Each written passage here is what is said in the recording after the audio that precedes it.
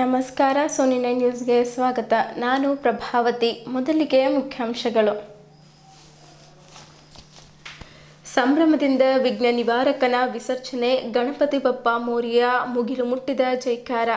ಭಕ್ತಿಭಾವದಿಂದ ಕುಣಿದು ಕುಪ್ಪಳಿಸಿದ ಜನಪ್ರತಿನಿಧಿ, ಅಧಿಕಾರಿ, ಭಕ್ತ ಸಮೂಹ ಮೆರವಣಿಗೆಗೆ ಎಸ್ಪಿ ಸಿಇಒ ಚಾಲನೆ. ಚೌಪಾರ ಬಳಿ ಅದ್ಧೂರಿ ಸ್ವಾಗತ. ಸರ್ವೆ ಕಾರ್ಯ ಬೇಗ ಮುಗಿಸಿ ಅಧಿಕಾರಿಗಳಿಗೆ ಸಚಿವರ ಸೂಚನೆ. ಬೀದರ್ನ ವಿವಿಧ ಹಳ್ಳಿಗಳಲ್ಲಿ ಆಗಿರುವ ಬೆಳೆ ಹಾನಿ ಪ್ರದೇಶಕ್ಕೆ ರಹೀಂ ಖಾನ್ ಭೇಟಿ. ವಿಶ್ವ ಆತ್ಮಹತ್ಯೆ ತಡೆಗಟ್ಟುವ ದಿನಾಚರಣೆ ಆಚರಿಸುತ್ತಾ ಆತ್ಮಹತ್ಯೆಯ ನಿರೂಪಣೆಯನ್ನು ಬದಲಾಯಿಸೋಣ ಎಂಬ ಘೋಷಣೆ ಮುಖಾಂತರ ಈ ಕಾರ್ಯಕ್ರಮವನ್ನು ಪ್ರಾರಂಭಿಸಲಾಯಿತು. ಬೀದರ್ ಜಿಲ್ಲಾ ಪಂಚಾಯತ್ ಸಭಾಂಗಣದಲ್ಲಿ ಪ್ರಗತಿ ಪರಿಶೀಲನೆ ಸಭೆಯಲ್ಲಿ ಮಹಿಳೆಯರ ಸಬಲೀಕರಣಕ್ಕೆ ನಮ್ಮ ಸರ್ಕಾರ ಒತ್ತು ನೀಡುತ್ತದೆ. ಎಸ್ಆರ್ ಮೆಹರೋಜ್ ಖಾನ್.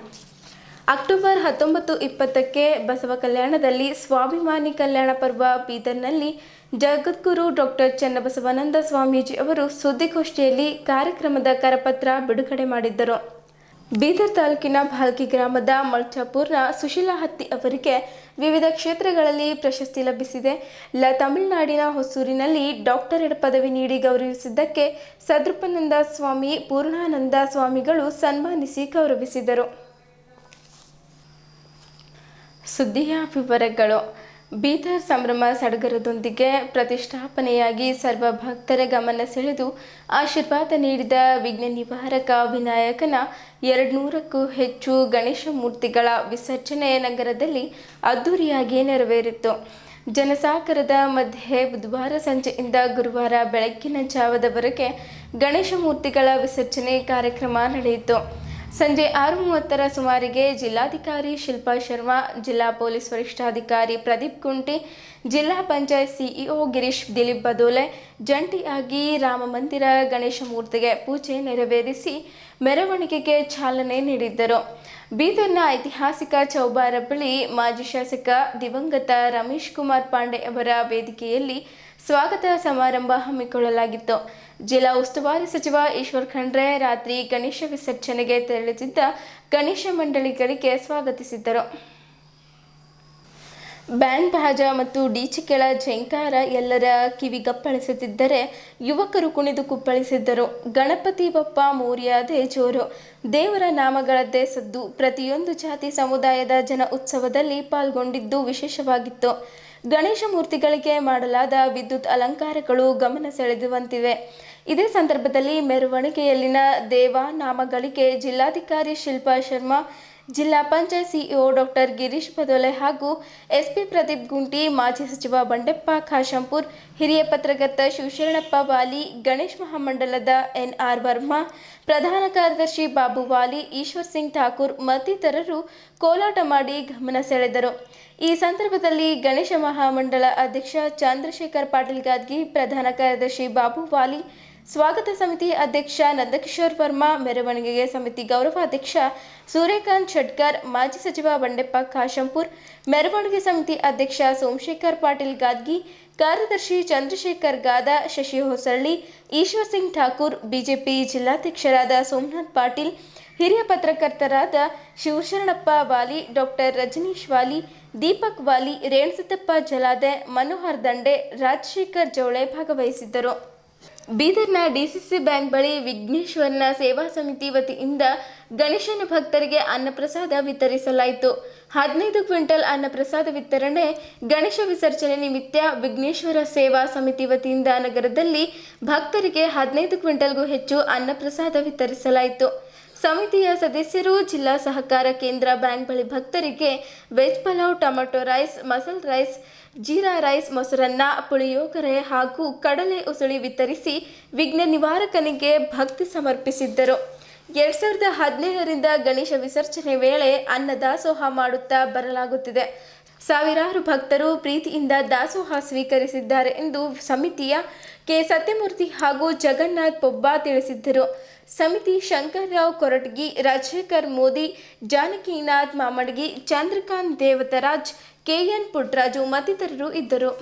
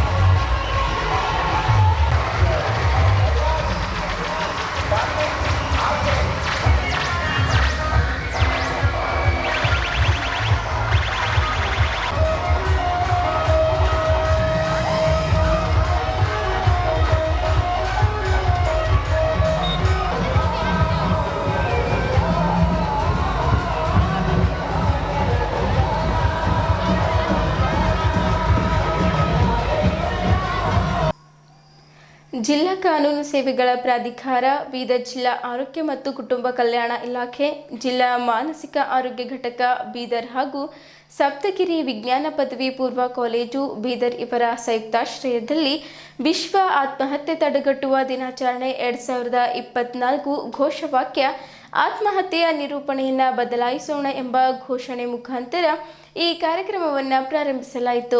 ಹಿರಿಯ ಸಿವಿಲ್ ನ್ಯಾಯಾಧೀಶರು ಹಾಗೂ ಸದಸ್ಯ ಕಾರ್ಯದರ್ಶಿಗಳು, ಜಿಲ್ಲಾ ಕಾನೂನು ಸೇವೆಗಳ ಪ್ರಾಧಿಕಾರ ಪ್ರಕಾಶ್ ಅರ್ಜುನ್ ಬನ್ಸೋಡೆ ಗೌರವಾನ್ವಿತರವರು ದೀಪ ಬೆಳಗಿಸುವುದರ ಮುಖಾಂತರ ಕಾರ್ಯಕ್ರಮವನ್ನು ಚಾಲನೆ ನೀಡಲಾಯಿತು. ಕಾರ್ಯಕ್ರಮವು ಉದ್ದೇಶಿಸಿ ವಿದ್ಯಾರ್ಥಿಗಳಿಗೆ ಸಮಸ್ಯೆಗೆ ಒಳಗಾದ ನಂತರ ಆಪ್ತ ಸಮಾಲೋಚಕರ ಮತ್ತು ಮನೋವೈದ್ಯರ ಸಲಹೆ ಪಡೆದುಕೊಳ್ಳಬೇಕು, ಯಾವುದೇ ಕಾರಣಕ್ಕೆ ಆತ್ಮಹತ್ಯೆಗೆ ಒಳಗಾಗಬಾರದು ಎಂದು ಸಲಹೆ ನೀಡಿದ್ದರು.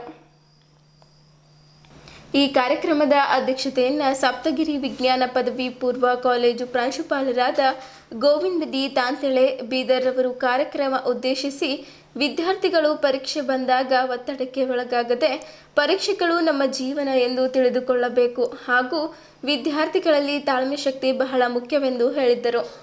ಪ್ರಾಸ್ತಾವಿಕ ಹಾಗೂ ಮುಖ್ಯ ಅತಿಥಿಯಾಗಿ ಜಿಲ್ಲಾ ಮಾನಸಿಕ ಆರೋಗ್ಯ ಕಾರ್ಯಕ್ರಮದ ಅತಿಥಿಗಳಾದ ಡಾಕ್ಟರ್ ಕಿರಣ್ ಎಂ ಪಾಟೀಲ್ ರವರು ಕಾರ್ಯಕ್ರಮ ಉದ್ದೇಶಿಸಿ ವಿದ್ಯಾರ್ಥಿಗಳು ಸಮಸ್ಯೆಗಳಿಗೆ ಒಳಗಾದಾಗ ಟೋಲ್ ಫ್ರೀ ನಂಬರ್ 1441 ಕರೆಯನ್ನು ಮಾಡಿ ಸಲಹೆ ಪಡೆದುಕೊಳ್ಳಬಹುದು ಎಂದು ಹೇಳಿದ್ದರು. ಮನಸ್ಸಿನಲ್ಲಿ ಯಾವಾಗಲೂ ಧನಾತ್ಮಕ ಯೋಚನೆಗಳನ್ನು ಮಾಡಬೇಕೆಂದು ವಿದ್ಯಾರ್ಥಿಗಳಿಗೆ ಸಲಹೆ ನೀಡಿದ್ದರು. ಅತಿಥಿ ಉಪನ್ಯಾಸಕರಾದ ಜಿಲ್ಲಾ ಮಾನಸಿಕ ಮನೋವೈದ್ಯರಾದ ಡಾಕ್ಟರ್ ಅಮಲ್ ಶರೀಫ್ ಬೀದರ್ ಅವರು ಕಾರ್ಯಕ್ರಮ ಉದ್ದೇಶಿಸಿ ಮಾತನಾಡುತ್ತಾ, ಆಧುನಿಕ ಯುಗದಲ್ಲಿ ಯುವ ಜನತೆ ಅತಿಯಾಗಿ ಮೊಬೈಲ್ ಹಾಗೂ ಇಂಟರ್ನೆಟ್ನಿಂದ ಅನೇಕ ವಿದ್ಯಾರ್ಥಿಗಳು ದುಶ್ಚಟಗಳಿಗೆ ಒಳಗಾಗುತ್ತಿದ್ದಾರೆ. ಆದ್ದರಿಂದ ದೈಹಿಕ ಮತ್ತು ಮಾನಸಿಕ ಕಾಯಿಲೆಗಳಿಗೆ ಒಳಗಾಗಿ ತಮ್ಮ ಅಮೂಲ್ಯವಾದ ಜೀವನವನ್ನೇ ನಾಶ ಮಾಡಿಕೊಳ್ಳುತ್ತಿದ್ದಾರೆ. ಇದಕ್ಕೆ ಸರಿಯಾದ ಮಾಹಿತಿ ಕೊರತೆಯಿಂದ ಯುವ ಜನತೆ ಆತ್ಮಹತ್ಯೆಗೆ ಬಲಿಯಾಗುತ್ತಿದ್ದಾರೆ. ಆದ್ದರಿಂದ ಸರಿಯಾದ ಮಾಹಿತಿ, ಸಲಹೆ, ಆಪ್ತ ಸಮಾಲೋಚನೆ, ಚಿಕಿತ್ಸೆ ನೀಡಿದ್ದರೆ ಆತ್ಮಹತ್ಯೆ ತಡೆಗಟ್ಟಲು ಸರಿಯಾದ ಅರಿವು ಮೂಡಿಸುವುದರಿಂದ ಯುವ ಜನತೆಗಳನ್ನು ಆತ್ಮಹತ್ಯೆಗೆ ಬಲಿಯಾಗುವುದನ್ನು ಕಡಿಮೆ ಮಾಡಬಹುದು ಎಂದು ಹೇಳಿದ್ದರು. ಈ ಸಂದರ್ಭದಲ್ಲಿ ಹಿರಿಯ ಆರೋಗ್ಯ ನಿರೀಕ್ಷಣಾಧಿಕಾರಿ ವೀರಶೆಟ್ಟಿ ಚನ್ಶೆಟ್ಟಿ ಹಾಗೂ ಮನಃಶಾಸ್ತ್ರಜ್ಞರು, ಜಿಲ್ಲಾ ಮಾನಸಿಕ ವಿಭಾಗದ ಮಲ್ಲಿಕಾರ್ಜುನ್ ಗುಡ್ಡೆ ಅತಿಥಿಗಳಾಗಿ ವೇದಿಕೆ ಮೇಲೆ ಉಪಸ್ಥಿತರಿದ್ದರು. ಕಾರ್ಯಕ್ರಮದ ಸ್ವಾಗತವನ್ನು ಜಿಲ್ಲಾ ಮಾನಸಿಕ ವಿಭಾಗ ಭಾಷಣ ಆಪ್ತ ಸಮಾಲೋಚಕರಾದ ರೇಣುಕಾ ನಡೆಸಿಕೊಟ್ಟರೆ, ನಿರೂಪಣೆಯನ್ನು ಸಪ್ತಗಿರಿ ವಿಜ್ಞಾನ ಪದವಿ ಪೂರ್ವ ಕಾಲೇಜಿನ ಉಪನ್ಯಾಸಕರಾದ ಅನಿಲ್ ಕುಮಾರ್ ಜಾಧವ್ ಹಾಗೂ ವಂದನಾರ್ಪಣೆಯನ್ನು ಜಿಲ್ಲಾ ಮಾನಸಿಕ ವಿಭಾಗದ ಆಪ್ತ ಸಮಾಲೋಚಕರಾದ ಸೀಮಪ್ಪ ಸರಕೂರೆ ಅವರು ನಡೆಸಿಕೊಟ್ಟರು. ಈ ಸಂದರ್ಭದಲ್ಲಿ ಸಿಬ್ಬಂದಿಗಳಾದ ಪರಶುರಾಮ್ ರಾಥೋಡ್, ಪ್ರಮೋದ್, ಶ್ರೀಮತಿ ಜ್ಯೋತಿ, ಶ್ರೀಮತಿ ಬ್ರಹ್ಮಾರಂಭ ದೇವಿ ಹಾಗೂ ಕಾಲೇಜಿನ ಎಲ್ಲ ಸಿಬ್ಬಂದಿ ವರ್ಗದವರು ಹಾಗೂ ವಿದ್ಯಾರ್ಥಿಗಳು ಉಪಸ್ಥಿತರಿದ್ದರು. ಆತ್ಮಹತ್ಯೆ ಯಾರು ಕೂಡ ಆತ್ಮಹತ್ಯೆ ಮಾಡ್ಕೋಬಾರ್ದು. ಜೀವನ ಅಂದರೆ ಒಂದು ಜೀವನ ಅಂದರೆ ಒಂದು ಮೌಲ್ಯಯುತವಾದದ್ದು ಇರ್ತದೆ. ನಮ್ಮ ಜೀವನವನ್ನು ನಮ್ಮ ಅನುಕೂಲತಕ್ಕಾಗಿ ನಾವು ಜೀವನ ನಡೆಸ್ಕೊಂಡು ಹೋಗಬೇಕು. ಯಾವುದೇ ಒಂದು ಕಾರಣಕ್ಕೂ ಆತ್ಮಹತ್ಯೆ ಮಾಡಿಕೊಳ್ಬಾರ್ದು. ಈ ಆತ್ಮಹತ್ಯೆ ಮಾಡ್ಕೊಳ್ಳಿಕ್ಕೆ ಅನೇಕ ಕಾರಣಗಳಿವೆ. ಬಟ್ ಯಾವುದೇ ಕಾರಣಕ್ಕೂ ಸಹಿತ ಅವುಗಳಿಗೆ ಪರಿಹಾರ ಇದ್ದೇ ಇರ್ತದೆ. ನಿಮಗೆ ಯಾವುದೇ ಮಾನಸಿಕ ಸಮಸ್ಯೆ ಇದ್ದಿರ್ಬೋದು ಅಥವಾ ಸ್ಟ್ರೆಸ್ ಇರ್ಬೋದು, ಒತ್ತಡ ಇರ್ಬೋದು, ಅವುಗಳನ್ನು ತಡೆಗಟ್ಟಲಿಕ್ಕೆ ಸಾಕಷ್ಟು ಡಾಕ್ಟರ್ಸ್, ಮನೋವೈದ್ಯರು ಕೂಡ ಇದ್ದಾರೆ. ನಿಮಗೆ ಕೌನ್ಸಿಲಿಂಗ್ ಮಾಡೋದ್ರ ಮುಖಾಂತರ ನಿಮ್ಮ ಮನಸ್ಸನ್ನು ಪರಿವರ್ತನೆ ಮಾಡಿ ಜೀವಿಸಲಿಕ್ಕೆ ಪ್ರತಿಯೊಬ್ಬರಿಗೂ ಹಕ್ಕು ಇದೆ. ಭಾರತ ಸಂವಿಧಾನದ ಅನುಚ್ಛೇದ 21ರಲ್ಲಿ ಪ್ರತಿಯೊಬ್ಬರಿಗೂ ಕೂಡ, ಪ್ರತಿಯೊಬ್ಬ ನಾಗರಿಕನಿಗೂ ಕೂಡ ಜೀವಿಸುವ ಹಕ್ಕು ಇದೆ, right to life and personal liberty. ಆದ್ದರಿಂದ ಯಾವ ಕಾರಣಕ್ಕೂ ಕೂಡ ಯಾವ ವ್ಯಕ್ತಿಯು ಆತ್ಮಹತ್ಯೆ ಮಾಡಿಕೊಳ್ಬಾರ್ದು, ಆತ್ಮಸ್ಥೈರ್ಯ ಕಳ್ಕೊಬಾರ್ದು. ಧೈರ್ಯದಿಂದ ನಾವು ಜೀವನವನ್ನು ಸಾಗಿಸ್ಕೊಂಡು ಹೋಗಬೇಕು. ಎಲ್ಲ ಸಮಸ್ಯೆಗಳನ್ನು ನಾವು ಧೈರ್ಯದಿಂದ ಎದುರಿಸಬೇಕು. ಈ ಮನುಷ್ಯನಿಗೆ ಸಮಸ್ಯೆಗಳು ಬರೋದು ಸಹಜ. ಆ ಸಮಸ್ಯೆಗಳನ್ನು ಎದುರಿಸಿ ಮೆಟ್ಟನಿಂದ ನಾವು ಜೀವನ ನಡೆಸ್ಕೊಂಡು ಹೋಗಬೇಕು. ಆ ಕಾರಣಕ್ಕಾಗಿ ಯಾರೂ ಕೂಡ ಜೀವನದಲ್ಲಿ ಒಂದು ಆತ್ಮಸ್ಥೈರ್ಯನ ಕಳ್ಕೊಬಾರ್ದು, ಕಾನ್ಫಿಡೆನ್ಸ್ ಯಾವಾಗಲೂ ಕಳ್ಕೊಬಾರ್ದು. ನಾವು ಕಾನ್ಫಿಡೆನ್ಸ್ ಇದ್ದರೆ ನಾವು ಜೀವನ ಮಾಡ್ಲಿಕ್ಕೆ ಸಾಧ್ಯ ಆಗ್ತದೆ. ಜೀವನ life is very short, make it sweet ಅಂತಾರೆ. ಅದಕ್ಕೆ ತಮ್ಮ ಜೀವನವನ್ನು, ತಮ್ಮ ಯಾವುದೇ ಸಮಸ್ಯೆ ಬಂದರೂ ಸಹಿತ ಅವುಗಳಿಗೆ ಪರಿಹಾರ ಇದ್ದೇ ಇರ್ತದೆ. ಪರಿಹಾರ ಕಂಡುಕೊಂಡು ತಮ್ಮ ಜೀವನವನ್ನು ಉಜ್ವಲಗೊಳಿಸಬೇಕಂತ ಹೇಳುತ್ತೆ. ಈ ಒಂದು ಕಾರ್ಯಕ್ರಮದ ಘೋಷವಾಕ್ಯ ಅಂದ್ರೆ ಆತ್ಮಹತ್ಯೆ ತಡೆಗಟ್ಟುವ ದಿನಾಚರಣೆಯ ಘೋಷವಾಕ್ಯ ನಮ್ದು ಈ ಸಲದ ಘೋಷವಾಕ್ಯ ಅಂತಂದ್ರೆ ಆತ್ಮಹತ್ಯೆಯ ನಿರೂಪಣೆಯನ್ನು ಬದಲಾಯಿಸೋಣ ಅಂತ ಹೇಳ್ಬಿಟ್ಟು, changing the narrative on suicide ಅಂತ ಹೇಳಿ. ದಿಸ್ ಇಸ್ ದ ಈ ಒಂದು ನಮ್ಮ ಘೋಷವಾಕ್ಯದೊಂದಿಗೆ ಇವತ್ತು ಈ ಒಂದು ಇದನ್ನ ನಾವು ಮಾಡ್ತಾ ಇದ್ದೀವಿ. ಮುಖ್ಯವಾಗಿ ಈ ವರ್ಲ್ಡ್ ಸುಸೈಡ್ ಪ್ರಿವೆನ್ಷನ್ ಡೇ ಇದನ್ನ ನಾವು ಆಚರಣೆ ಪ್ರತಿ 10ನೇ ಸೆಪ್ಟೆಂಬರ್ ಪ್ರತಿ ವರ್ಷ ನಾವು ಮಾಡ್ತಾ ಇದ್ದೀವಿ. ಕಾರಣಾಂತರದಿಂದ ನಾವು ಈ ಒಂದು ವಾರದಲ್ಲಿ ಈ ಒಂದು ಎಲ್ಲ ಕಾರ್ಯಕ್ರಮಗಳನ್ನ ಎಲ್ಲ ಕಾಲೇಜು ಮಟ್ಟದಲ್ಲಿ, ಶಾಲೆ ಮಟ್ಟದಲ್ಲಿ, ಪಬ್ಲಿಕ್ ಪ್ಲೇಸಸ್ನಲ್ಲಿ ಎಷ್ಟಾಯ್ತು ಅಷ್ಟು ಸಮಾಜದಲ್ಲಿ ನಾವು ಹೆಚ್ಚು ಹೆಚ್ಚು ಅರಿವು ಮೂಡಿಸುವ ಕಾರ್ಯಕ್ರಮವನ್ನ ನಾವು ನಮ್ಮ ಮಾನಸಿಕ ಇಲಾಖೆ, ಆರೋಗ್ಯ ಇಲಾಖೆ ವತಿಯಿಂದ ನಾವು ಈ ಒಂದು ಕಾರ್ಯಕ್ರಮಗಳನ್ನ ಹಮ್ಮಿಕೊಳ್ತಾ ಇರ್ತೇವೆ. ಮೂಲ ಉದ್ದೇಶ ಇಷ್ಟೇ. ಇದು ಪ್ರತಿ ವರ್ಷ ನಾವು 10ನೇ ಸೆಪ್ಟೆಂಬರ್ಗೆ ಆಚರಣೆ ಮಾಡ್ತಾ ಇರೋದು ಕಾರಣ ಏನು ಅಂತಂದ್ರೆ, ನಮ್ಮ international association for paediatrics for suicide prevention ಹಾಗೂ ವರ್ಲ್ಡ್ ಹೆಲ್ತ್ ಆರ್ಗನೈಸೇಷನ್ ಮತ್ತು world federation for mental health ಅಂತ ಹೇಳ್ಬಿಟ್ಟು ಇಂಟರ್ನ್ಯಾಷನಲ್ ಏಜೆನ್ಸೀಸ್ 2003ನೇ ಇಸ್ವಿಯಲ್ಲಿ ಈ ಒಂದು ಅವೇರ್ನೆಸ್ ಕಾರ್ಯಕ್ರಮವನ್ನ ಶುರು ಮಾಡಿದ್ರು. ವರ್ಲ್ಡ್ ಸುಸೈಡ್ ಪ್ರಿವೆನ್ಷನ್ ಡೇ ಅಂತ ಹೇಳ್ಬಿಟ್ಟು ಇದನ್ನ ನಾವು ಕಾರ್ಯಕ್ರಮವನ್ನ ಮಾಡುವ ಉದ್ದೇಶ ಏನು ಅಂತಂದ್ರೆ, ಜನರಲ್ಲಿ ಹೆಚ್ಚು ಅರಿವು ಮೂಡಿಸಬೇಕು. ಆತ್ಮಹತ್ಯೆ ಒಂದು ಪರಿಹಾರವಲ್ಲ, ಆತ್ಮಹತ್ಯೆ ತಡೆಗಟ್ಟುವುದಕ್ಕೆ ನಾವು ಏನೇನು ಸಾಧನೆಗಳನ್ನು ನಾವು ಉಪಯೋಗಿಸ್ಬೇಕು, ಯಾವ ರೀತಿಯಾಗಿ ನಾವು ಇದನ್ನ ಸುಸೈಡ್ ಪ್ರಿವೆನ್ಷನ್ ಮಾಡಬೇಕು ಅನ್ನೋ ಒಂದು ನಿಟ್ಟಿನಲ್ಲಿ ನಾವು ಏನೇನು ಕಾರ್ಯಕಲಾಪಗಳನ್ನು ಮಾಡಬೇಕು, ಏನು ಕಾರ್ಯಕ್ರಮ ಹಮ್ಮಿಕೊಳ್ಬೇಕು, ಜನರಲ್ಲಿ ಆತ್ಮವಿಶ್ವಾಸ ಹೆಚ್ಚಿಸ್ಲಿಕ್ಕೆ, ಅವರ ಒಂದು ಮನೋಬಲವನ್ನು ಹೆಚ್ಚಿಸ್ಲಿಕ್ಕೆ ನಾವು ಏನು ಅರಿವು ಕಾರ್ಯಕ್ರಮವನ್ನು ಮಾಡಬೇಕು ಅನ್ನೋ ಒಂದು ರೂಪುರೇಷೆಗಳನ್ನ 2003ನೇ ಇಸ್ವಿಯಲ್ಲಿ ಪ್ರಾರಂಭ ಮಾಡಿ ನನ್ನ ಶುರು ಮಾಡಿದಾಗ ಆವಾಗಿನಿಂದ ಹಿಡ್ಕೊಂಡು ನಿರಂತರವಾಗಿ ನಾವು ಈ ಒಂದು ಸುಸೈಡ್ ಪ್ರಿವೆನ್ಷನ್ ಡೇ ಆಚರಣೆಯನ್ನ ಮಾಡ್ತಾ ಇರ್ತೀವಿ. ಮೊಬೈಲಿಂದ ಇಷ್ಟೆಲ್ಲ ಆಗ್ತಾ ಇದ್ದವ ಅನಾಹುತಗಳಂತ, ಅದಕ್ಕೆ ಅವು ಮೊಬೈಲನ್ನು ಬಿಟ್ಟಿವಂತಂದ್ರೆ ಎಲ್ಲ ನಾವು ತಡೆಗಟ್ಟಲಿಕ್ಕೆ ಸಾಧ್ಯ. ನಾವು ಮೊಟ್ಟ ಮೊದಲು ಏನು ಬಿಡಬೇಕು ಅಂತಂದ್ರೆ ಮೊಬೈಲನ್ನು ಬಿಟ್ಕೊಡ್ಬೇಕು. ಯಾಕಂದ್ರೆ ಇದಕ್ಕೆ ಈ ಕಾರಣ ಅಂತಂದ್ರೆ ಫಸ್ಟ್ ಯಾರೂ ಇಲ್ಲ, ಮೊಬೈಲೇ ಕಾರಣ. ಇದರಲ್ಲಿ ವಿಶೇಷ ನಾವು ಆ ಮೊಬೈಲ್ ಜಾಗದಲ್ಲಿ ಬುಕ್ ಹಿಡ್ಕೊಂಡಿವ ಅಂತಂದ್ರೆ ಏನಾಗ್ತದೆ, ಅದರಿಂದ ನಾವು ಒಳ್ಳೆ ಬದುಕನ್ನು ಬದುಕಲಿಕ್ಕೆ ಸಾಧ್ಯ ಆಗ್ತದೆ. ನಮ್ಮ ಏಮ್ಸ್ ಅನ್ನ ನಾವು ಗೋಲನ್ನು ರೀಚ್ ಆಗ್ಲಿಕ್ಕೆ ಸಾಧ್ಯ ಆಗ್ತದೆ. ಅದನ್ನು ನಾವು ಮಾಡಬೇಕು ಹೊರತು ಮೊಬೈಲಿಂದ ಇಂಥವು ಅನಾಹುತಕ್ಕೇನಂತಂದ್ರೆ ಎಡವಟ್ಟಿಗೆ ಕಾರಣ ಆಗ್ಬಾರ್ದು ಅನ್ನೋಂಥದ್ದು ಉದ್ದೇಶ ಕೂಡ ಹೇಳ್ಕೊಟ್ರು. ನಿರಂತರ ಮಳೆಯಿಂದ ಬೆಳೆ ಹಾನಿಯಾದ ಪ್ರದೇಶಗಳಿಗೆ ಭೇಟಿ ನೀಡಿ ಸರ್ವೆ ಕಾರ್ಯ ಬೇಗ ಮುಗಿಸಬೇಕೆಂದು ಪೌರಾಡಳಿತ ಮತ್ತು ಹಜ್ ಸಚಿವರಾದ ರಹೀಂ ಖಾನ್ ಅಧಿಕಾರಿಗಳಿಗೆ ಸೂಚನೆ ನೀಡಿದ್ದರು. ಅವರು ಮಾಳಿಗಾಂವ್ ವಿಳಾಸ್ಪುರ್ ಗ್ರಾಮಗಳಿಗೆ ಭೇಟಿ ನೀಡಿ ಮಳೆಯಿಂದ ಹಾನಿಯಾದ ಈ ಗ್ರಾಮದ ಹೊಲಗಳ ವೀಕ್ಷಣೆ ಮಾಡಿ ಮಾತನಾಡಿದರು. ಇತ್ತೀಚೆಗೆ ಸುರಿದ ಭಾರೀ ಮಳೆಯಿಂದ ಹೊಲಗಳಲ್ಲಿ ಮಳೆ ನೀರು ನಿಂತು ಹೆಸರು, ಉದ್ದು, ತೊಗರೆ ಬೆಳೆ ಹಾನಿಯಾಗಿರುತ್ತವೆ. ಈ ಹಾನಿಯಾದ ಬೆಳೆಗಳ ಸಮೀಕ್ಷೆಯನ್ನು ಆದಷ್ಟು ಬೇಗ ಪೂರ್ಣಗೊಳಿಸಿ ಹಾನಿಯ ವಾಸ್ತವ ವರದಿ ಸಲ್ಲಿಸಿ ಬೆಳೆ ಹಾನಿಗೊಳಗಾದ ರೈತರಿಗೆ ಪರಿಹಾರ ಒದಗಿಸಬೇಕು. ಮನೆ ಕಳೆದುಕೊಂಡವರಿಗೂ ಪರಿಹಾರ ಕೊಡಬೇಕು ಎಂದು ಅಧಿಕಾರಿಗಳಿಗೆ ನಿರ್ದೇಶನ ನೀಡಿದ್ದರು. ಮಾಳಿಗಾಂವ್ ಗ್ರಾಮದಲ್ಲಿ ಮಳೆಯಿಂದ ಕುಸಿದು ಬಿದ್ದ ಮನೆಗಳನ್ನು ವೀಕ್ಷಿಸಿದ್ದರು. ಕೃಷಿ ಚಟುವಟಿಕೆಯಲ್ಲಿ ತೊಡಗಿದ್ದಾಗ ಹಾವು ಕಡಿದು ಮೃತಪಟ್ಟ ಸಬಿಯಾ ಬಾನು ಅವರ ತಂದೆಗೆ 2 ಲಕ್ಷ ರೂಪಾಯಿ ಪರಿಹಾರಧನ ಮಂಜೂರಾತಿ ಪತ್ರ ವಿತರಿಸಿದ್ದರು. ಗ್ರಾಮದ ಪ್ರಾಥಮಿಕ ಕೃಷಿ ಪತ್ತಿನ ಸಹಕಾರ ಸಂಘದಲ್ಲಿ ಆರಂಭಿಸಲಾದ ಬೆಂಬಲ ಬೆಲೆ ಉದ್ದು, ಹೆಸರು ಖರೀದಿ ಕೇಂದ್ರಕ್ಕೂ ಭೇಟಿ ನೀಡಿ ಮಾಳಿಗಾಂವ್ ಗ್ರಾಮಕ್ಕೆ ಪ್ರಾಥಮಿಕ ಆರೋಗ್ಯ ಕೇಂದ್ರ ಮಂಜೂರಾಗಿದೆ. ಸ್ಥಳ ಅಂತಿಮಗೊಂಡಿದ್ದು, ಕಟ್ಟಡ ನಿರ್ಮಾಣಕ್ಕೆ KKRDB ಇಂದ 5 ಕೋಟಿ ರೂಪಾಯಿ ಅನುದಾನ ಒದಗಿಸಲಾಗುವುದು ಎಂದು ಸಚಿವರು ತಿಳಿಸಿದ್ದರು. ವಿಳಾಸ್ಪುರ್ ಗ್ರಾಮದಲ್ಲಿ ರಾಷ್ಟ್ರೀಯ ಕೃಷಿ ವಿಕಾಸ ಯೋಜನೆಯ RED ಅಡಿಯಲ್ಲಿ 39 ಫಲಾನುಭವಿಗಳಿಗೆ ತಲಾ 30,000 ರೂಪಾಯಿ ಮೊತ್ತದ ಎಮ್ಮೆ ಮರ್ಮಿ ಕಾರ್ಪೊರೇಟ್ ಪೋರ್ಟೇಬಲ್ ಘಟಕ ಹಾಗೂ ಆಹಾರ ಸಂಗ್ರಹ ಘಟಕ ಹಾಗೂ ಸಬ್ಸಿಡಿ ಬೆಲೆಯಲ್ಲಿ ಸ್ಪ್ರಿಂಕ್ಲರ್ ವಿತರಿಸಿದ್ದರು. ಈ ಸಂದರ್ಭದಲ್ಲಿ ಜಿಲ್ಲಾಧಿಕಾರಿ ಶಿಲ್ಪಾ ಶರ್ಮಾ, ಜಿಲ್ಲಾ ಪಂಚಾಯತ್ನ ಮುಖ್ಯ ಕಾರ್ಯನಿರ್ವಹಣಾಧಿಕಾರಿ ಡಾಕ್ಟರ್ ಗಿರೀಶ್ ದಿಲೀಪ್ ಬದೋಲೆ, ಆಹಾರ ಮತ್ತು ನಾಗರಿಕ ಸರಬರಾಜು ಇಲಾಖೆಯ ಉಪನಿರ್ದೇಶಕರಾದ ಸುರೇಖಾ, ಗ್ಯಾರಂಟಿ ಯೋಜನೆಗಳ ಜಿಲ್ಲಾ ಅನುಷ್ಠಾನ ಸಮಿತಿ ಅಧ್ಯಕ್ಷರಾದ ಅಮೃತರಾವ್ ಚಿಮ್ಕೋಡೆ, ಕೃಷಿ ಇಲಾಖೆಯ ಜಂಟಿ ನಿರ್ದೇಶಕ ಜಿಯಾಮುಲ್ಲಾ, ತಹಶೀಲ್ದಾರ್ DJ ಮೆಹತ್, ತಾಲೂಕಾ ಪಂಚಾಯತ್ನ ಕಾರ್ಯನಿರ್ವಹಣಾಧಿಕಾರಿ ಕಿರಣ್ ಪಾಟೀಲ್, ಕೃಷಿ ಇಲಾಖೆಯ ಉಪನಿರ್ದೇಶಕ ರಾಘವೇಂದ್ರ ಎನ್, ಸಹಾಯಕ ನಿರ್ದೇಶಕ ಅನ್ಸಾರಿ MAK ಸೇರಿದಂತೆ ಇತರರು ಹಾಜರಿದ್ದರು. ನೀವು ಅಕೌಂಟಲ್ಲಿ ಬರ್ತದೆ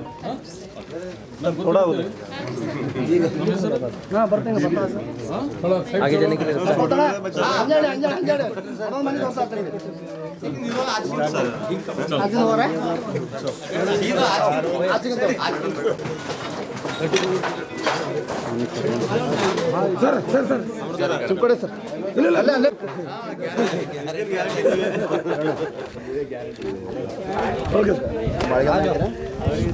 ಇದು ಅದ ಇದು ಅದ ಇದು ಇದು ಬಿದ್ದು ಇದಕ್ಕೆ ಹಾಳು ಮಾಡಿರಿ. ಅಯ್ಯ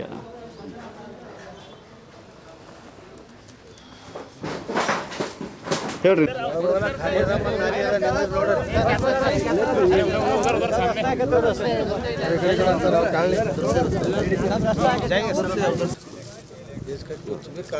डीसी मैडम मैडम ನೀವು ಆಸೆ ಮೇಡಮ್ ಈ ಕಡೆ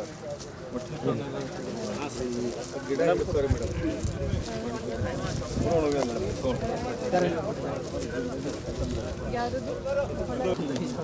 ಎಷ್ಟು ಎಕರೆ ಬಿತ್ತನೆ ಮಾಡಿದ್ರು? 2 ಎಕರೆ. ಎಷ್ಟು ಖರಾಬ್ ಆಗಿದೆ? ಒಂದು ಬಾರಣೆ ಸುತ್ತ ಇದೆ. ಇದು ಸರ್ವೆ ಆಗಿಲ್ಲ, ಸರ್ವೆ ಮಾಡ್ತಾ ಇದೀವಿ ಸರ್. ಅಂದರೆ ಈಗ ಇದು ಹೆಸರಿದೆ ಸರ್, ಈಗ ರಿಸೀಡ್ ಆದಮೇಲೆ ಎಲ್ಲ ಡೀಟೇಲ್ ಸರ್ವೆ ಮಾಡ್ತೀವಿ, ಪೂರ ಹೋಗ್ತದೆ ಸರ್. ಆ್ಯಕ್ಚುಲಿ ಎಲ್ಲ ಅವ್ರು ಹೇಳ್ತಾರೆ ಸರ್. ಜಾಯಿಂಟ್ ಸರ್ವೆ ಮಾಡ್ಬೇಕು ಸರ್. ಆ್ಯಕ್ಚುಲಿ ನಮ್ಮದು ಕ್ರಾಪ್ ಸರ್ವೆ ಏನೇ ಲಾಸ್ ತೋರಿಸ್ಬೇಕು ಅಂತಂದರೆ ಫಾರ್ಮ್ ಇದು ಖರೀಫ್ ಸರ್ವೆ ಆ್ಯಪ್ ಇದೆ ಸರ್. ಆ ಸರ್ವೆ ಆ್ಯಪಲ್ಲಿ ರೆಕಾರ್ಡ್ ಆದರೆ ಮಾತ್ರ ಪರಿಹಾರ ಬರುತ್ತೆ ಸರ್. ಈಗ ರೈತರಿಗೆಲ್ಲ ಬರ್ತಾರೆ ಅಲ್ಲ ಅವರಲ್ಲ, ನಮ್ಮ PRs ಅಂತ ಏನಿದ್ದಾರೆ ಮಾಡ್ತಿದ್ದಾರೆ.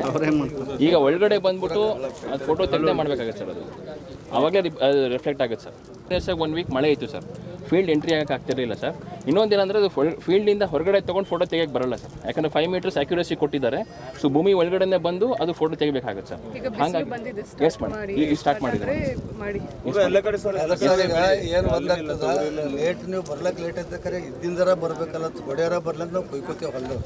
ಅದು ಕೊಯ್ದಿದ್ದಕ್ಕೆ ಹೆಂಗೆ ನೋಡ್ಬೇಕು ಸರ್? ನೀವು ಕೊಯ್ದ್ರೂ ನಾವೇನು ಮಾಡ್ತೀವಿ, ಇಲ್ಲಿ ಹಾರ್ವೆಸ್ಟ್ ಓವರ್ ಅಂತ ತಗೋತೀವಲ್ಲ, ಆಪ್ಷನ್ ಇದೆ ಅಲ್ಲಿ.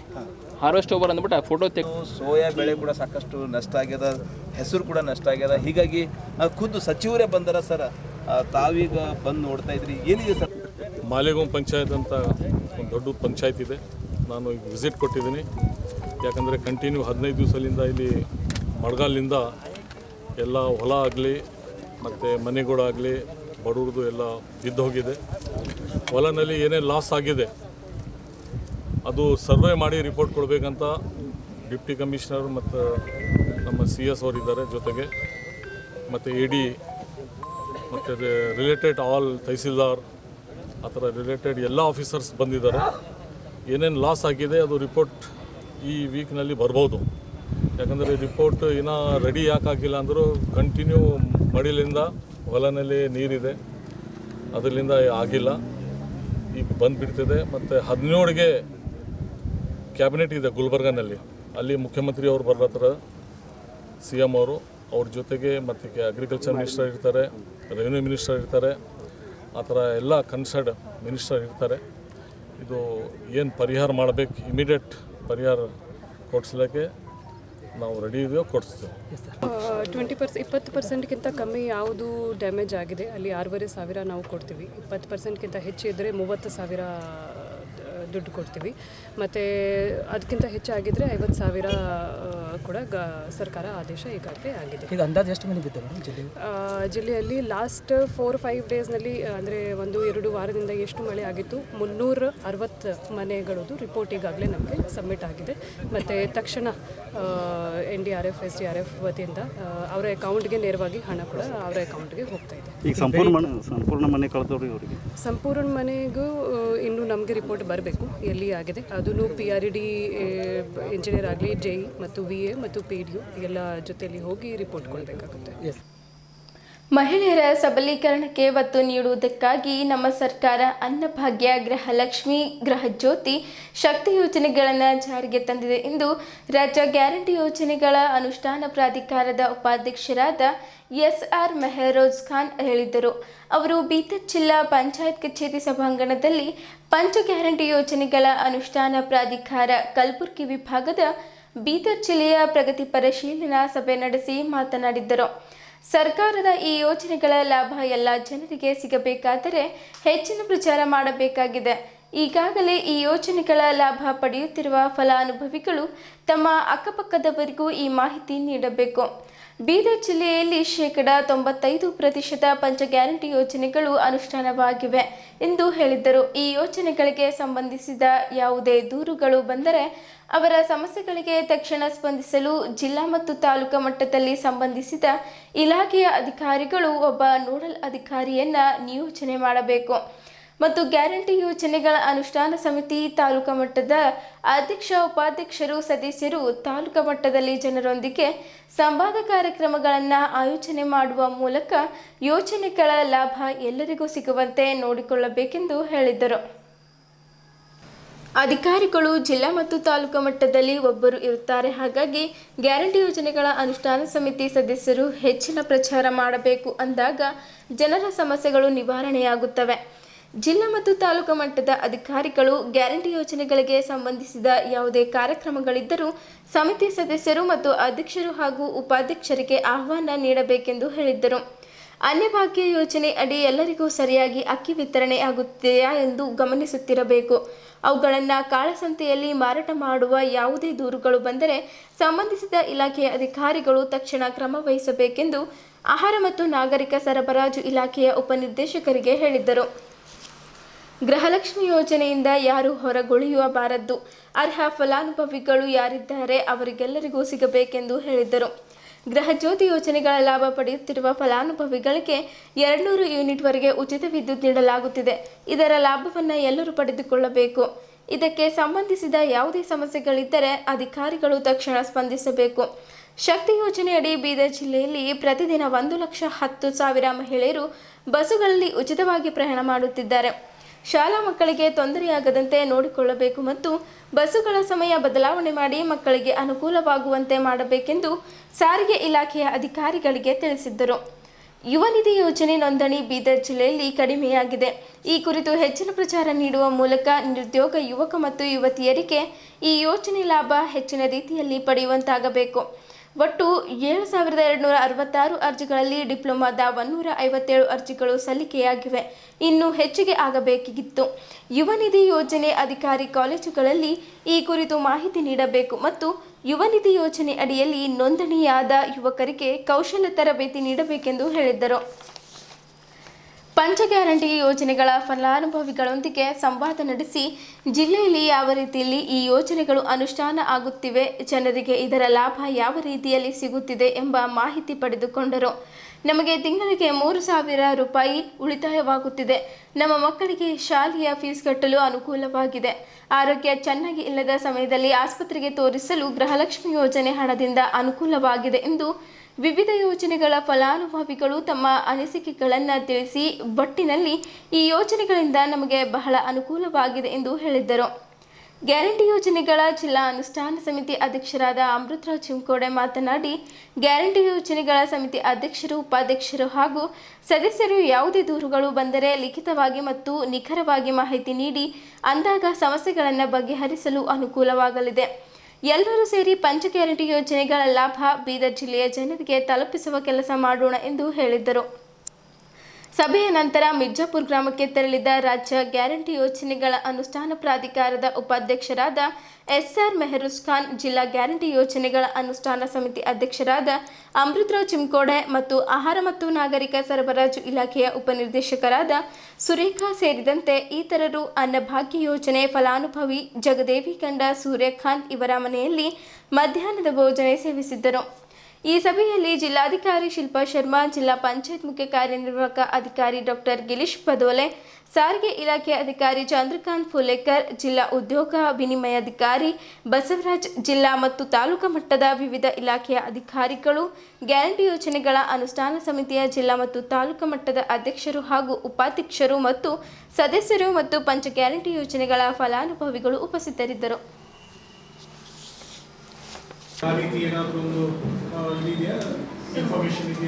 ಒಂದು ಅದೇ ಸರ್, ಈ ಥರದ್ದು ಕಾಳ ಸರ್ ಬ್ಲ್ಯಾಕ್ ಮಾರ್ಕೆಟಲ್ಲಿ ಮಾರಾಟ ಮಾಡ್ತಾ ಇದ್ದಾರೆ ಅನ್ನೋದ್ರ ಬಗ್ಗೆ ಅಲ್ಲಿ ನಾವು ಕಾಡ್ದರೆ ಅಲ್ಲಿ ಆ ಥರ ಕಂಡು ಬಂದಿದ್ರೆ ದಾಳಿನೂ ಕೂಡ ಮಾಡಿ ಕೇಸ್ ಮಾಡಿದ್ದೇವೆ ಸರ್. ಇಲ್ಲಿವರೆಗೂ ಸರ್ ಏಪ್ರಿಲಿಂದ ಇಲ್ಲಿವರೆಗೂ ಟೋಟಲ್ 38 ಕೇಸಸ್ಗಳು ಕೂಡ ಮಾಡಿದ್ದೇವೆ ಸರ್.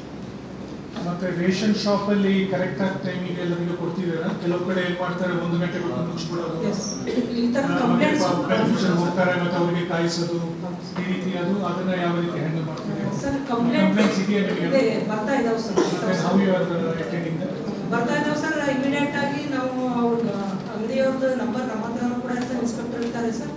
ಅವ್ರಿಗೂ ಕೂಡ ಬೈ ಥ್ರೋನು ಕೂಡ ಫೋನ್ ಥ್ರೋನು ಕೂಡ ಅವ್ರಿಗೆ ಇಮಿಡಿಯೇಟ್ ಆಗಿ ಈ ಥರ ಬೆನಿಫಿಷರಿ ಬಂದಿದ್ದಾರೆ ಅಟೆಂಡ್ ಮಾಡೋದು ಸರ್. ಆ ಥರ ಭಾಳ ಇಂಥ ಪ್ರಾಬ್ಲಮ್ಸ್ ಹಿಂಗೆ ಕಂಪ್ಲೇಂಟ್ಸ್ ಬೇಸ್ಡ್ ಆನ್ ಕಂಪ್ಲೇಂಟ್ಸ್ ಮೇಲೂ ಕೂಡ ಎನ್ಕ್ವೈರಿ ಮಾಡೋದು ಕೂಡ ನಾವು ಮ್ಯಾಲೆ ಆ್ಯಕ್ಷನ್ ಕೂಡ ತೊಗೋತಾ ಇದ್ದೇವೆ ಸರ್. ಸೀನಿಯರ್ ಅಂತ ಈಗ ಕಡಿಮೆ ಕೊಡ್ತಾ ಇರೋದ್ರ ಬಗ್ಗೆ ಇರ್ಬೋದು ಸರ್. ಆಮೇಲೆ ಟೈಮ್ ಮೇಂಟೈನ್ ಮಾಡಿಲ್ಲ ಅನ್ನೋದ್ರ ಬಗ್ಗೆ ಇದ್ರ ಮೇಲೂ ಕೂಡ ನಾವು ಅಂಗಡಿಯವ್ರ ಮೇಲೆ ಆ್ಯಕ್ಷನ್ ತೊಗೊಂಡು ಅವು ಸಸ್ಪೆಂಡ್ ಕೂಡ ಮಾಡಿದ್ದೇವೆ. ಇದೆಯಾ ಆ ಥರದ್ದು ತುಂಬಾ ಕಡೆ ಇಲ್ಲ ಸರ್, ಒಂದೊಂದು ತಾಲೂಕುಗಳಲ್ಲಿ 1-2 ಆ ಥರ ಬಂದಾಗ್ತದ್ದು. ನಾನು ಕೂಡ ಸ್ವತಃ ನಾವು ರುಟೀನ್ ಆಗಿ ಜಾಬ್ ಚಾರ್ಟ್ ಪ್ರಕಾರ ಇನ್ಸ್ಪೆಕ್ಷನ್ಸ್ ಮಾಡ್ತೀವಿ ಸರ್. ಆಮೇಲೆ ಅಲ್ಲೂ ಕೂಡ ಜನರಿಗಲ್ಲಿ ಹೋದಾಗ ಕಾಡ್ದಾಗ ಇದ್ರೂ ಕೂಡ ಕಡಿಮೆ ಕೊಡ್ತಾ ಇದ್ದಾರೆ ಅಂತಲೂ ಕೂಡ ಕೇಳ್ತಾ ಇದ್ದಾರೆ ಸರ್. ಈಗ ನಾವು ಹೋದಲ್ಲಿ ಆಲ್ಮೋಸ್ಟ್ ಅಲ್ಲಿ ಕಡಿಮೆ ಕೊಡ್ತಾ ಇರೋ ಬಗ್ಗೆ ಬಂದಿಲ್ಲ ಸರ್.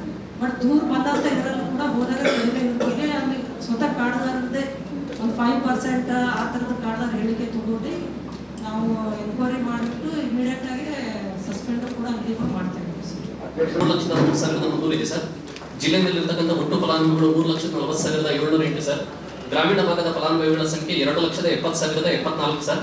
ನಗರ ಭಾಗದ ಫಲಾನುಭವಿಗಳ ಸಂಖ್ಯೆ 70,634 ಸರ್. ಯೋಜನೆಯಿಂದ ಹೊರಗುಳಿದಿರ್ತಕ್ಕಂಥವ್ರು ಯಾರು ಇಲ್ಲ ಸರ್, ಎಲ್ಲರೂ ಕೂಡ ಎನ್ರೋಲ್ ಮಾಡಿದೀವಿ ಸರ್. ಮತ್ತೆ ಅದಕ್ಕೆ ಸಂಬಂಧಪಟ್ಟಂಗೆ ಈ ಹಿಂದೆ ನಾವು ಎಲ್ಲರೂ ಮಾಡಿದೀವಿ ಸರ್, 100% ಮಾಡಿದೀವಿ ಸರ್. ಅಂದ್ರೆ ಈಗ ನಮ್ದು ಎನ್ರೋಲ್ ಆಗಿಲ್ಲ ಅಂದ್ಕೊಂಡು ನಮ್ಗೆ ಇದುವರೆಗೂ ಯಾರು ಬರ್ತಾ ಇಲ್ಲ ಸರ್. ಮತ್ತೆ ಈಗ ನಮ್ಮಲ್ಲಿ ನಾವು ರೇಷನ್ ಕಾರ್ಡ್ ಏನಿದೆ ಅದಕ್ಕೂ ಕೂಡ ನಾವು ಟ್ಯಾಲಿ ಮಾಡ್ಕೊಂಡಿದ್ದೀವಿ ಸರ್. ಜಿಲ್ಲೆನಲ್ಲಿ ಟೋಟಲ್ 3,97,814 ರೇಷನ್ ಕಾರ್ಡ್ ಇದೆ ಸರ್. ಅದರಲ್ಲಿ ನಮ್ಮಲ್ಲಿ ಗೃಹಲಕ್ಷ್ಮಿನಲ್ಲಿ ಎನ್ರೋಲ್ ಆಗಿರತಕ್ಕಂಥವ್ರು 3,47,800 ಸರ್. ಅದರಲ್ಲಿ ಈಗ ನಮಗೆ 57,106 ಡಿಫರೆನ್ಸ್ ಬರುತ್ತೆ ಸರ್ ರೇಷನ್ ಕಾರ್ಡ್ಗೂ ನಮ್ಗೂ. ಯಾಕೆಂದ್ರೆ ಈಗ ನಾವು ಗೃಹಲಕ್ಷ್ಮಿ ಕೊಡಬೇಕಿದ್ರೆ ಯಾರು ಏನು ರೇಷನ್ ಕಾರ್ಡ್ ಕಂಪಲ್ಸರಿ ಇರ್ಬೇಕು ಸರ್, ಅದೇ ಕ್ರೈಟೀರಿಯಾ. ಆ ರೇಷನ್ ಕಾರ್ಡ್ ಹೊಂದಿದ್ದು IT ಮತ್ತು GST ಫೈಲ್ ಮಾಡ್ತಾ ಇದ್ರೆ ಅವ್ರಿಗೆ ಬರಲ್ಲ ಸರ್. ಟೋಟಲ್ ಗೃಹ ಜ್ಯೋತಿ ಒಟ್ಟು ಗ್ರಾಹಕರ ಸಂಖ್ಯೆ ಸರ್, ಗೃಹ ಬಳಕೆ ಗ್ರಾಹಕರ ಸಂಖ್ಯೆ 3,63,177 ಸರ್. ಅದರಲ್ಲಿ ಯೋಜನೆ ಅಡಿ ನೋಂದಾಯಿಸಿದ ಗ್ರಾಹಕರ ಸಂಖ್ಯೆ 3,51,837 ಸರ್. ಸೊ ಉಳಿದಿರೋದು 11,340 ಸರ್. ಸರ್ 11,340ರಲ್ಲಿ 7,922 more than 200 units they are not eligible. So ಉಳಿದ್ರಿಂದ 3,418ರಲ್ಲಿ ಕೆಲವರು ವಲಸೆ ಹೋಗಿದ್ದಾರೆ ಸರ್, ಮನೆ ಖಾಲಿ ಇದೆ. ನಾವು ಪ್ರತಿ ತಿಂಗಳ ನಮ್ಮ ಬಿಲ್ ಕೂಡ ಗ್ರಾಮ ವಿದ್ಯುತ್ ಪ್ರತಿನಿಧಿ ಕೈಯಿಂದ ನಮ್ಮ ಲೈನ್ಮನ್ ಕೈಯಿಂದ ಫಾಲೋಅಪ್ ಮಾಡಿಸ್ತಾ ಇದ್ದೀವಿ. ಆಮೇಲೆ ಕೆಲವರು ಸಿಟಿಯಲ್ಲಿ ಟೆನೆಂಟ್ಸ್ ರೆಂಟ್ ಅವ್ರಿಗೆ ಕೊಡೋಕೆ ರೆಡಿ ಇಲ್ಲ ಅವರ ಬೆನಿಫಿಟ್. ಯಾಕಂದ್ರೆ ಅವರು ಇಲ್ಲೆಲ್ಲ ಏರ್ಫೋರ್ಸ್ ಜನ ಬಹಳಷ್ಟು ಜನ ಸರ್ ರೆಂಟು ಯಾವ ಇಯರ್ ಚೇಂಜ್ ಮಾಡ್ತಾ ಇರ್ತಾರೆ ಮನೆ, ಅವ್ರಿಗೆ ಬೇಡ ಬೆನಿಫಿಟ್ ಅಂದ್ಬಿಟ್ಟು ಓನರ್ ಮಾಡ್ರೇಟು ಎಕ್ಸ್ಟೆಂಡೆಡ್ ಫೆಸಿಲಿಟಿ. ಇನ್ನು ಕೆಲವರು ಭಾಗ್ಯ ಜ್ಯೋತಿ ಕುಟ್ರ ಜ್ಯೋತಿಯವರು ನಮ್ಗೆ ಆಲ್ರೆಡಿ ಫ್ರೀ ಇದೆ ಬೇಡ ಅಂತ ರಿಜಿಸ್ಟರ್ ಮಾಡ್ತಾ ಇದ್ದಾರೆ, ಬಟ್ ನಾವು ಮನೆ ಒಲಿಸ್ತಾ ಇದ್ದೀವಿ ಸರ್ ಅವ್ರಿಗೆ. ಸೊ ಆ ಥರ 3,400 ಇದೆ ಸರ್. ಅವ್ರಿಗೆ ಮತ್ತೆ ನಾವು ಫಿಗರ್ ರೆಡ್ಯೂಸ್ ಮಾಡ್ತಾ ಇದ್ದೀವಿ ಸರ್, 1,500 1,000 ರೆಡ್ಯೂಸ್ ಮಾಡ್ತಾ ಇದ್ದೀವಿ ಸರ್. ಅಂದ್ರೆ ನಮ್ದು 5 ಗ್ಯಾರಂಟಿ ಯೋಜನೆಗಳದು ಒಂದು ತಾಲೂಕದಲ್ಲಿ ಯಾರಾದ್ರೂ ಅಧಿಕಾರಿ ಜಿಲ್ಲಾಕ್ಕಂತೂ ಬರೋಕ್ಕಾಗಲ್ಲ. ಎಲ್ಲಾ ಜನರಿಗೆ ಬಹಳ ಬಡ ಜನರಿದ್ದಾರೆ ನಮ್ಮಲ್ಲಿ. ಬಸವ ಕಲ್ಯಾಣ ತಾಲೂಕು ಆಗಿರ್ಬೋದು, ಹುಮ್ನಾಬಾದ್ ತಾಲೂಕು, ಬೀದರ್ ಸ್ವಲ್ಪ ದೂರ ಆಗುತ್ತೆ. ಅವ್ರಿಗೆ ಸ್ವಲ್ಪ ಅಲ್ಲೇ ಒಂದು ಒಬ್ಬ ತಾಲೂಕು ಆಫೀಸರ್ ಇವ ಸರ್ ಇಲ್ಲ ಸರ್, ಅದು ನಮಗ್ ಬರಲ್ಲ. ಇವ ನಿಧಿ ನೀವು ಅವ್ರ ಹತ್ರ ಕೇಳಿ, ಇವ್ರ ಹತ್ರ ಕೇಳಿ. ಬಸವ ಕಲ್ಯಾಣಲ್ಲಿ 5 ಜನ ಹುಡುಗರು ನನಗೆ ತಂದು ಕೊಟ್ಟಿದ್ದಾರೆ ಸರ್. ನಾನು ಬೇಕಾದ್ರೆ ಕಾಪಿ ಎಲ್ಲ ಕೊಡ್ತೀನಿ ನಿಮ್ಗೆ. ಅದನ್ನ ಹೇಳ್ತಾ ಇರೋದು ಎಲ್ಲ ಜಾಸ್ತಿ ಆಗಿರೋದು ಯುವ ನಿಧಿಯಲ್ಲೇ ಸರ್. ಈಗ ನೀವು ಕಮ್ಮಿ ಆಗಿ ಬಂದಿದೆ ಅಂತಂದ್ರೆ ಇದರಿಂದೇ ಬರ್ತಾ ಇದೆ ಅದು ಕಮ್ಮಿ. ಇವ್ರು ಸ್ವಲ್ಪ ಆಫೀಸರ್ಸ್ ಸ್ವಲ್ಪ ಅದಕ್ಕೆ ಕೇರ್ ಮಾಡಿದ್ರೆ ಬ್ಯಾಕ್ ಆಗುತ್ತೆ ನೋಡಲ್ ಆಫೀಸರ್ ಯುವ ಕರೆಕ್ಟ್ ಸರ್. ಆದ್ರೆ ಏನಾಗುತ್ತೆ ಅಂದ್ರೆ ಯುವ ಅವರಿಗೂ ಒತ್ತಡ ಜಾಸ್ತಿ ಆಗಿದೆ ಸರ್. ಬೇರೆ ಬೇರೆ ಎಲ್ಲ ಕೆಲಸ ಜವಾಬ್ದಾರಿ ಅವ್ರಿಗೆ ಕೊಟ್ಟಿದ್ದಾರೆ. So they have to do it.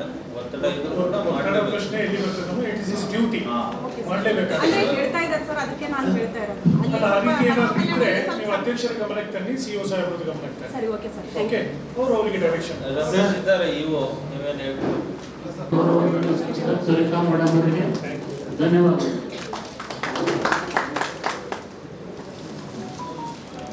ವಿಶೇಷವಾಗಿ ಯುವ ನಿಧಿ ಬೆನಿಫಿಷಿಯರೀಸ್ ಯಾರಿದ್ದಾರೆ ಅವರಿಗೆ ಸ್ಕಿಲ್ ಟ್ರೈನಿಂಗ್ ಕೊಡಬೇಕು. ಯಾರಿಗೆ ನಾವು ಐಡೆಂಟಿಫೈ ಮಾಡಿದೀವಲ್ಲ, ಏನಾಗ್ತದೆ ಅವರ ಇಂಟೆನ್ಷನ್ ಸುಮ್ಮನೆ ಅವ್ರಿಗೆ 2,000 ಕೊಡ್ತಿರೋದಲ್ಲ. ಅದು morning and evening school time ನಲ್ಲೇ ಸ್ವಲ್ಪ ಇದಾಗ್ತದೆ ಸರ್, ಅಡ್ಜಸ್ಟ್ಮೆಂಟ್ ಮಾಡಿ ಮಾಡ್ಬೋದು. ಮತ್ತೆ ಸೆಕ್ಯೂರಿಟಿ ಸಮಸ್ಯೆ ಈ ತರ ಏನಾದರೂ ಇದೆಯಾ? ಆ ಥರ ಏನು ಪ್ರಾಬ್ಲಮ್ ಸರ್ ಸಮಸ್ಯೆ ಇದು ಅಲ್ಲ ಸರ್. ಮಕ್ಕಳಾದ್ರೆ ಏನಾಗ್ತಾ ಇದ್ದಾರೆ, ಕಂಡಕ್ಟರ್ ಹಂಗೆ ಹೊಡೆದು ಬಿಡ್ತಾ ಇದ್ದಾರೆ. ಇವ್ರು ಜಾಸ್ತಿ ಬಸ್ ಹಾಕಿದ್ರು ಅಲ್ಲಿ ಕಂಡಕ್ಟರ್ಗಳು ಬಸ್ ನಿಲ್ಲಿಸ್ತಾ ಇಲ್ಲ. ಹಾ, ಕಾಲೇಜ್ ಹತ್ರ ಆಯ್ತು, ಸ್ಕೂಲ್ ಹತ್ರ ಸ್ವಲ್ಪ ಇದು ಸಮಸ್ಯೆ ಜಾಸ್ತಿ ಇದೆ.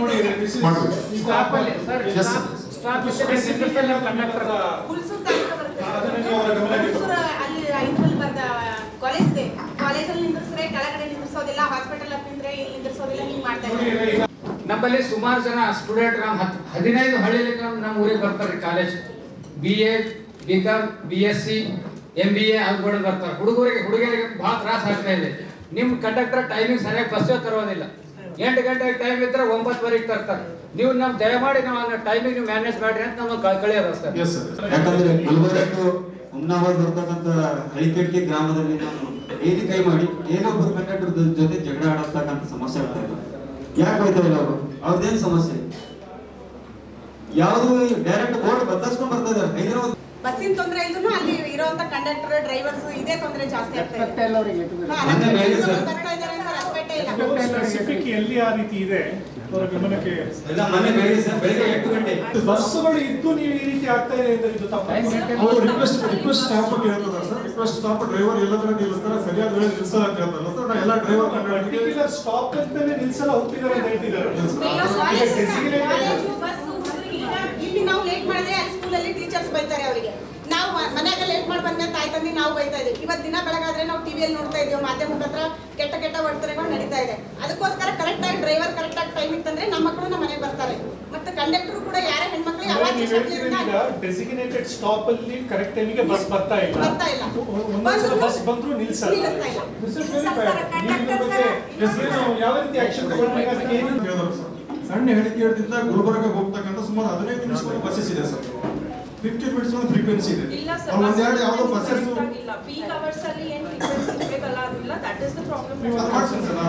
ಸರ್ ಹೇಳ್ತಾ ಇದ್ದಾರೆ ಸಿಒ ಸಾಹೇಬ್ ದಿನದಲ್ಲಿ ಓಕೆ ಸರ್.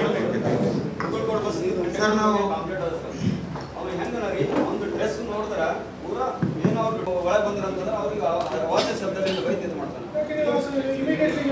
ಹಾಗೆ ಸರ್ ಅವನ ಜೊತೆ ನಂದು ಒಂದು ವಾದ 5 ಸಲ ಆಗಿದೆ. ಆದ್ರೂ ಮತ್ತೆ ನನಗೆ ದಿನ ಒಂದು ಹುಡುಗಿಯರು ಇಲ್ಲಿ ಹೇಳೋದು ನೀವು ರೈಟಿಂಗ್ದಲ್ಲಿ CS ಕೊಡ್ರಿ, ರೈಟಿಂಗ್ದಲ್ಲಿ DC ಕೊಡ್ರಿ, ರೈಟಿಂಗ್ದಲ್ಲಿ ಯಾವ್ಯಾವ ಸಮಸ್ಯೆಗಳ ಬರೆದು ಕೊಡ್ತಕ್ಕಂಥ ಕೆಲಸ ಯಾವ ಇಲಾಖೆಗೆ ಸಂಬಂಧಪಟ್ಟಿದ್ದು ಸರ್. ನಾವು ಮಾತಾಡ್ತಿದ್ದೇವೆ ಸರ್. ನಮ್ಮ ಸಮಸ್ಯೆ ಏನಿದೆ ಎಲ್ಲ ಸ್ಟೇಷನ್ಗಳದ್ದು ಅದು ನೀವು ನಮ್ಮವರಿಗೆ ಕೂಡ ಶೇರ್ ಮಾಡಿ. ಇದು 1 ತಾಸು ವೇಟ್ ಮಾಡಬೇಕು, ಮತ್ತೆ ಆಮೇಲೆ ಒಟ್ಟಾರೆಯಾಗಿ ಒಂದೇ ಟೈಮ್ ಬಸ್ ಮಾಡ್ತಿದೆ. ಅದು ಸರಿ ಇಲ್ಲ. ನಮಗೆ ಕೂಡ ಟೈಮ್ ಟೇಬಲ್ ಶೇರ್ ಮಾಡಿ. ಸರ್ಪ್ರೈಸ್ ಆಗಿದೆ. ಮುಂದಿನ ತಿಂಗಳ 19 ಹಾಗೂ 20ರಂದು ಬಸವ ಕಲ್ಯಾಣದ ಬೇಕ್ ಫಂಕ್ಷನ್ ಹಾಲ್ನಲ್ಲಿ 3ನೇ ಸ್ವಾಭಿಮಾನಿ ಕಲ್ಯಾಣ ಪರ್ವ ಆಯೋಜಿಸಲಾಗಿದೆ ಎಂದು ಬೆಂಗಳೂರಿನ ಬಸವ ಗಂಗೋತ್ರಿಯ ಚನ್ನಬಸವೇಶ್ವರ ಜ್ಞಾನಪೀಠದ ಪೀಠಾಧ್ಯಕ್ಷರಾದ ಜಗದ್ಗುರು ಡಾಕ್ಟರ್ ಚನ್ನಬಸವಾನಂದ ಸ್ವಾಮೀಜಿ ತಿಳಿಸಿದ್ದರು. ನಗರದ ಜಿಲ್ಲಾ ಪತ್ರಿಕಾ ಭವನದಲ್ಲಿ ಹಮ್ಮಿಕೊಂಡಿದ್ದ ಸುದ್ದಿಗೋಷ್ಠಿಯಲ್ಲಿ ಮಾತನಾಡಿದ್ದರು. ಅವರು ಬಸವ ಧರ್ಮ ಪೀಠದ ಸ್ವಾಭಿಮಾನಿ ಶರಣರ ಬಳಗದ ಬಸವ ಕಲ್ಯಾಣ ಶರಣ ಭೂಮಿಯಲ್ಲಿ ಸ್ವಾಭಿಮಾನಿ ಶರಣರ ಬಳಗದಿಂದ ಬಸವ ಕಲ್ಯಾಣ ಪರ್ವ ಆಯೋಜಿಸಲಾಗಿತ್ತು. ಇದರಲ್ಲಿ ತೆಲಂಗಾಣ, ಮಹಾರಾಷ್ಟ್ರ, ತಮಿಳುನಾಡು, ಆಂಧ್ರಪ್ರದೇಶ ಸೇರಿದಂತೆ ರಾಜ್ಯದ ಹಲವು ಜಿಲ್ಲೆಗಳಿಂದ ಶರಣೆಯರು ಪಾಲ್ಗೊಳ್ಳುತ್ತಿದ್ದಾರೆ ಎಂದು ತಿಳಿಸಿದರು.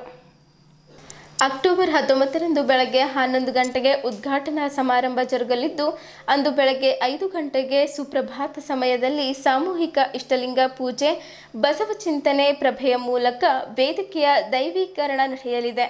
ಅಂದು ಸಂಜೆ 5 ಗಂಟೆಗೆ ಧರ್ಮಚಿಂತನ ಗೋಷ್ಠಿ ಒಂದು ಜರುಗಲಿದೆ ಎಂದು ಮಾಹಿತಿ ನೀಡಿದ್ದರು.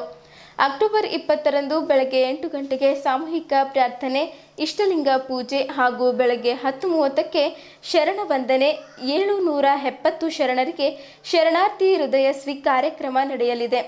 ಮಧ್ಯಾಹ್ನ 12ರಿಂದ 2ರವರೆಗೆ ಮಹಿಳಾ ಗೋಷ್ಠಿ, ಮಧ್ಯಾಹ್ನ 3ರಿಂದ 5ರವರೆಗೆ ಯುವ ಗೋಷ್ಠಿ ಹಾಗೂ ಸಂಜೆ ಸಮಾರೋಪ ಸಮಾರಂಭ ಜರುಗಲಿದೆ.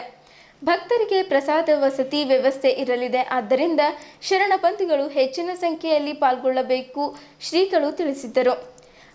ಬೀದರ್ ಬಸವ ಮಂಟಪದ ಸಂಚಾಲಕರು ಹಾಗೂ ಕ್ರಾಂತಿ ಗಂಗೋತ್ರಿ ಅಕ್ಕನಾಗಲಾಂಬಿಕಾ ಮಹಿಳಾ ಗಣದ ರಾಷ್ಟ್ರೀಯ ಅಧ್ಯಕ್ಷೆ ಸದ್ಗುರು ಸತ್ಯಾದೇವಿ ಮಾತಾಜಿ, ಲಿಂಗಾಯತ ಧರ್ಮ ಮಹಾಸಭಾದ ರಾಷ್ಟ್ರೀಯ ಉಪಾಧ್ಯಕ್ಷ ಶಿವರಾಜ್ ಪಾಟೀಲ್ ಅತಿವಾಳ್, ಪ್ರಮುಖರಾದ ನರಳಪ್ಪ ಪಾಟೀಲ್ ಹಾರೂರ್ಕೇರಿ, ನಿರ್ಮಲಾ ತಾಯಿ, ಬಸವಂತರಾವ್ ಬಿರಾದರ್, ರವಿಕಾಂತ್ ಬಿರಾದರ್, ಮಲ್ಲಿಕಾರ್ಜುನ್ ಶಂಬಳ್ಳಿ, ಗಿರಿಜಮ್ಮ ತಾಯಿ, ಶಿವರಾಜ್ ಶೆಟ್ಕರ್ ಸೇರಿದಂತೆ ಇನ್ನಿತರರು ಉಪಸ್ಥಿತರಿದ್ದರು.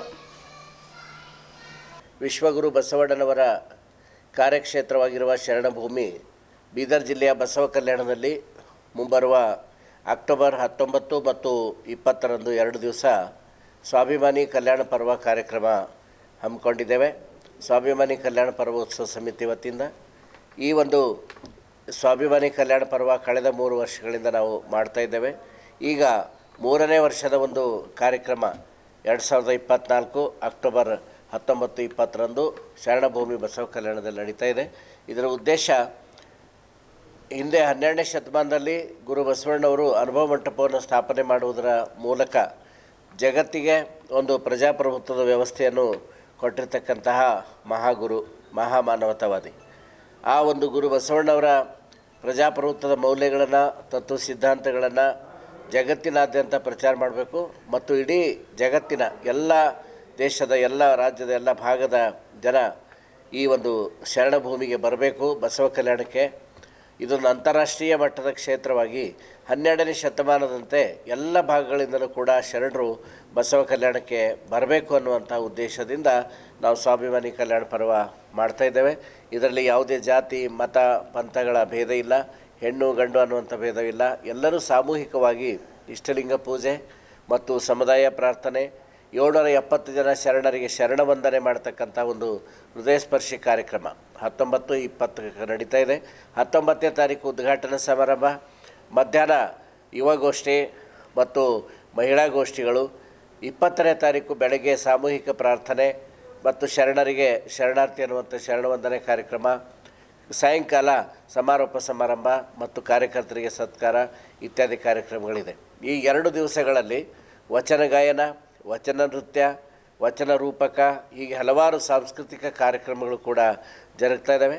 ನಾಡಿನ ಅನೇಕ ಜನ ಗಣ್ಯರು, ರಾಜಕೀಯ ಮುಖಂಡರು, ಸಮಾಜದ ಮುಖಂಡರು, ಹಿರಿಯರು ಮತ್ತು ಧಾರ್ಮಿಕ ನೇತಾರರು, ಮಠಾಧೀಶರು ಈ ಕಾರ್ಯಕ್ರಮದಲ್ಲಿ ಭಾಗವಹಿಸ್ತಾ ಇದ್ದಾರೆ.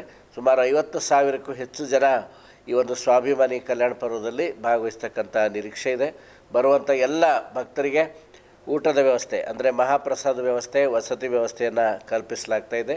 ಕರ್ನಾಟಕ, ಮಹಾರಾಷ್ಟ್ರ, ತೆಲಂಗಾಣ, ಆಂಧ್ರ ಪ್ರದೇಶ, ಮಹಾರಾಷ್ಟ್ರದ ಪೂನಾ, ಮುಂಬೈ ಮತ್ತು ಬೆಂಗಳೂರು, ಕರ್ನಾಟಕದ ಬೆಂಗಳೂರು, ಮೈಸೂರು ಇನ್ನಿತರ ಅನೇಕ ನಗರಗಳಿಂದ, ಮಹಾನಗರಗಳಿಂದ, ಹಳ್ಳಿಗಳಿಂದ ಬಸವ ಭಕ್ತರು ಈ ಸ್ವಾಭಿಮಾನಿ ಕಲ್ಯಾಣ ಪರ್ವದಲ್ಲಿ ಭಾಗವಹಿಸ್ತಾ ಇದ್ದಾರೆ. ಸುಶೀಲಾ ಹತ್ತಿ ಮಲ್ಚಾಪುರ್ ಅವರು ಜಿಲ್ಲಾ ಅಂಗನವಾಡಿ ಅಧ್ಯಕ್ಷರು ಹಾಗೂ ಸಮಾಜ ಸೇವಕರು.